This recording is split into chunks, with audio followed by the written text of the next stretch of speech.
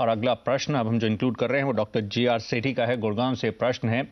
Doctor साहब exactly जानना चाह रहे हैं प्रोफेशनल इंडेमनिटी के बारे में, और ये स्पेसिफिकली इनका ये प्रश्न हम स्क्रीन पर लेते हैं। ये जानना चाह रहे हैं इससे संबंधित किस तरह से आगे बढ़ सकते हैं, और जो लीगल साथ में अगर कहीं आगे चल के जिस तरह से कोई प्रॉब्लम होती है तो कैसे क्या क्या कवरेजेस रहते हैं। रुंगटा साहब इस पहलू को थोड़ा सा आप बताएं, बाकी भी अगर जो व्यूअर्स कार्यक्रम देख रहे हैं, क्योंकि अगर कोई अपनी प्रोफेशनल सर्विस रेंडर कर रहा है और किसी प्रकार की कुछ प्रॉब्लम होती है, कोई लायबिलिटी अराइज होती है, तो उस केस में ये जो क्या रहता है, इसका ओवरऑल कवरेज का स्कोप कितना रहता है, एक्सक्लूजन्स क्या रह सकती हैं, क्योंकि ये काफ़ी अहम पहलू है और कई बार हम देखते हैं पेशेंट्स के साथ कभी प्रॉब्लम भी हो जाती है डॉक्टर्स की, तो उस केस में ये पूरा सिस्टम किस तरह से वर्क करता है, प्रणाली। तो खैर प्रोफेशनल इंडेमनिटी पॉलिसी कोई भी प्रोफेशनल के लिए इम्पोर्टेंट है, खास करके मेडिकल डॉक्टर्स की। हम आजकल आम दिन पेपर में पढ़ते हैं कि पेशेंट्स डॉक्टर्स को सू कर रहे हैं कि उन्होंने ध्यान नहीं दिया या गलत उन्होंने इलाज किया वगैरह। तो उसमें वो केस लड़ने में भी डॉक्टर के पैसे लगते हैं, और फिर अगर कोई हर्जाना देना पड़ता है डॉक्टर को तो वो भी उसकी जेब से लगता है। तो इसको कवर करने के लिए ये पॉलिसीज़ हैं, डॉक्टर्स के लिए अलग पॉलिसीज़ हैं, दूसरे प्रोफेशनल्स के लिए भी इंडेमनिटी पॉलिसीज़ हैं।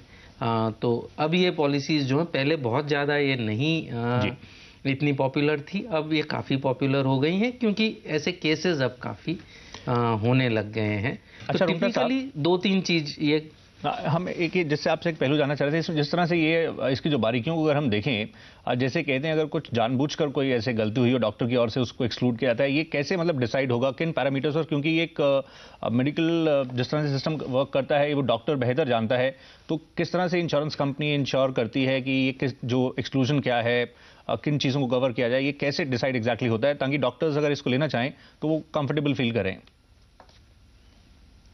एक हर प्रोफेशन का अपना एक रेगुलर स्टैंडर्ड होता है।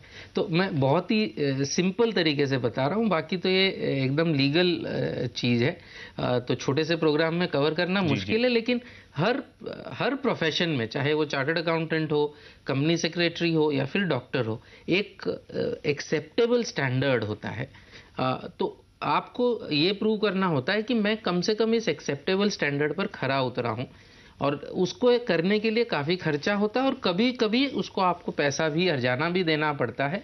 तो उस चीज़ को कवर करने के लिए ये पॉलिसीज़ हैं। लीगल एक्सपेंसेस प्राइमरीली दोस 2 टाइप्स, लीगल एक्सपेंसेस इनकर्ड, इनको डिफेंड करने के लिए, और दूसरा अगर हर्जाना देना पड़े तो वो हर्जाना देने के लिए। ऑब्वियसली अगर ग्रॉस नेग्लिजेंस है डॉक्टर का, क्लियरली प्रूवेबल ग्रॉस नेग्लिजेंस है, तो वो एक्सक्लूजन्स में जा सकते हैं। राइट, और इनफैक्ट इसका प्रीमियम भी किस तरह से वर्क करता है वो भी आप देख सकते हैं।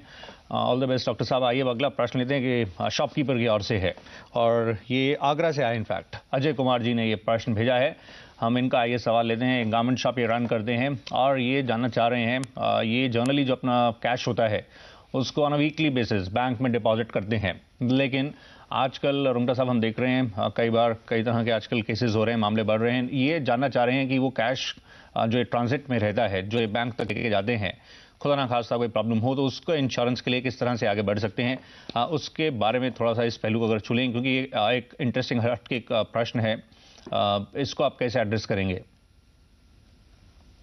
टिपिकली एक शॉपकीपर की कई रिस्क्स होती हैं, जो regular fire, earthquake, lightning, flooding, ये जो एक रिस्क्स हैं वो रिस्क्स रहती ही हैं। अगर उनका शोरूम है तो जो राइटिंग है उसका भी रिस्क रहता है। कैश अगर स्टोर्ड है दुकान के अंदर उसका भी रिस्क है, जो इन्होंने बताया कि ट्रांजिट में शाम को या सुबह ये जाके बैंक में जमा करते हैं, उस समय रिस्क है। तो इनके लिए बेहतर ये होगा कि एक इंश्योरेंस ब्रोकर को कांटेक्ट करें जो इनकी रिस्क्स को समझे और इनको एक एप्रोप्रिएट प्लान दे। अगर ये नहीं करना चाहते हैं तो एक रेगुलर शॉपकीपर्स पॉलिसी करीबन हर नॉन लाइफ इंश्योरेंस कंपनी के पास होती हैं। उसमें ये सारी रिस्क का एक कॉमन पैकेज होता है और थोड़ी चीज़ें ये ऑप्शनल ले सकते हैं, कैश इन ट्रांजिट वगैरह का। तो ये उनको ले लेना चाहिए जो नॉर्मल अमाउंट इनका अगर कैश इन ट्रांजिट में रहता है तो ये एक पैकेज पॉलिसी भी ले सकते हैं। अच्छा, लेकिन अच्छा ये रहेगा कि ये जी, आपने जैसे कहा इसमें ये शॉपकीपर्स इंश्योरेंस में ये जिस तरह से कैश इन ट्रांजिट हो या शॉप के कंटेंट्स भी वो भी सब इंक्लूड होते हैं, लेकिन अगर जैसे इन्होंने स्पेसिफिकली पूछा है कैश इन ट्रांजिट का, तो ये कुछ मनी इंश्योरेंस संबंधित पॉलिसीज भी रहती हैं जो कुछ जनरल इंश्योरेंस कंपनीज ऑफर करती हैं, क्या उस पर भी देख सकते हैं उसमें ट्रांजिट में भी हो या इनफैक्ट शॉप में भी हो, कुछ वहां पर भी अगर कुछ चोरी होती है तो उसको भी कुछ कवरेज रहती है, तो उस पहलू को भी ये उस पर भी निगाह डाल सकते हैं?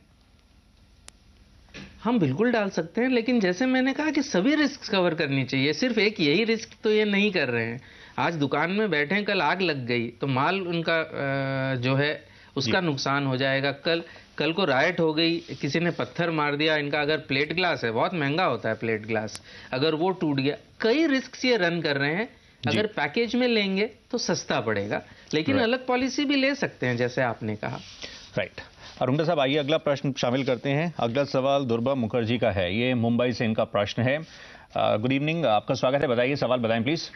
Very good evening to you. मैं चाहती हूँ, मेरी मदर की एज है 67।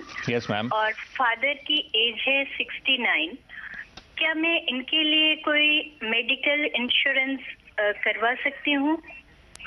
ओके। कृपया मुझे विकल्प बताएं। और मेरी उम्र 37 साल है। आप ये जो पूछना चाह रहे हैं, पेरेंट्स के लिए आप मेडिकल कवर लेना चाह रहे हैं मैम? जी हाँ, जी ओके, आपको राय दिलवाते हैं। इनफैक्ट इस एज में हालांकि रेगुलेटर की ओर से सख्त निर्देश हैं, क्योंकि इन सेगमेंट को लेकर कुछ कंपनीज की ओर से बेरुखी भी थी, जिसको लेकर अब इंश्योरेंस कंपनीज को बताया गया कि सेगमेंट का आप ध्यान रखें। रुंगटा साहब, कैसे आप बताएंगे, क्योंकि इस उम्र में, जैसे हमने कार्यक्रम के शुरू में और पहले भी टच किया, जितना जल्दी करें बेटर है। इस उम्र में विकल्प लिमिटेड हो जाते हैं, तो उन जो सीमित विकल्प हैं उनमें कैसे आप इनको राह दिखाएंगे? इनकी तबीयत कैसी है? उनमें कोई प्रॉब्लम है कि तबीयत एकदम ठीक है? Any existing issues? Existing issues में father is diabetic, other than that mother is quite well. Okay, so जैसा कि कार्यक्रम में हम पहले भी बता चुके हैं कि इस उम्र में आते आते इंश्योरेंस कंपनीज काफ़ी वेरी हो जाती हैं इंश्योरेंस देने के लिए। तो आप, और स्पेशली अगर जिनको कवर करना हो वो डायबिटिक हो, तो बहुत ही ज़्यादा जो है उसमें इश्यूज आ सकती हैं। और इस उम्र में जो पॉलिसीज़ मिलती हैं उसमें 100% कवरेज नॉर्मली नहीं मिल पाता। अगर 100 रुपये का एलिजिबल खर्चा होता है तो पार्ट आपको अपनी तरफ से बेयर करना पड़ता है, कोपे बोलते हैं उसको, और पार्टली जो है इंश्योरेंस कंपनी देता है। शायद जब आपने प्रश्न भेजा था तब शायद आपने उम्र अपने पिताजी की 70 बताई थी, अब आप 69 कह रहे हैं। तो अगर वो है तो, और डायबिटिक हैं, तो मेरे ख्याल से दो बेस्ट चॉइसेस उनके हैं जहाँ पे मिलने का चांसेस अच्छा है। वो है स्टार हेल्थ की एक red carpet senior citizen policy है, जो अब 5 लाख तक की हो गई है, बिना मेडिकल के मिलती है। या फिर मैक्स बूपा का जो है हार्ट बीट सिल्वर है, वो भी मिलती है। दोनों में कोपेज है, यानी कि मैक्स बूपा में 20% कोपे है और स्टार हेल्थ में 50% कोपे है डायबिटीज की वजह से अगर कोई बीमारी हुई तो, वरना नॉर्मली 30% कोपे है। तो ये दोनों ऑप्शंस मिलने की संभावना ज़्यादा है। आपकी मदर के लिए चूंकि उनकी तबीयत एकदम ठीक है, बाकी जो स्क्रीन पे आपको दिख रहे हैं वो अच्छे ऑप्शंस हैं। यूनाइटेड इंडिया का सीनियर सिटीजन प्लान है, या स्टार हेल्थ का मेडी क्लासिक है, या फिर मैक्स बूपा का हार्ट बीट सिल्वर है। राइट, ये कुछ विकल्प हैं मैम जिन पर आप गौर कर सकते हैं और कदम आगे बढ़ा सकते हैं।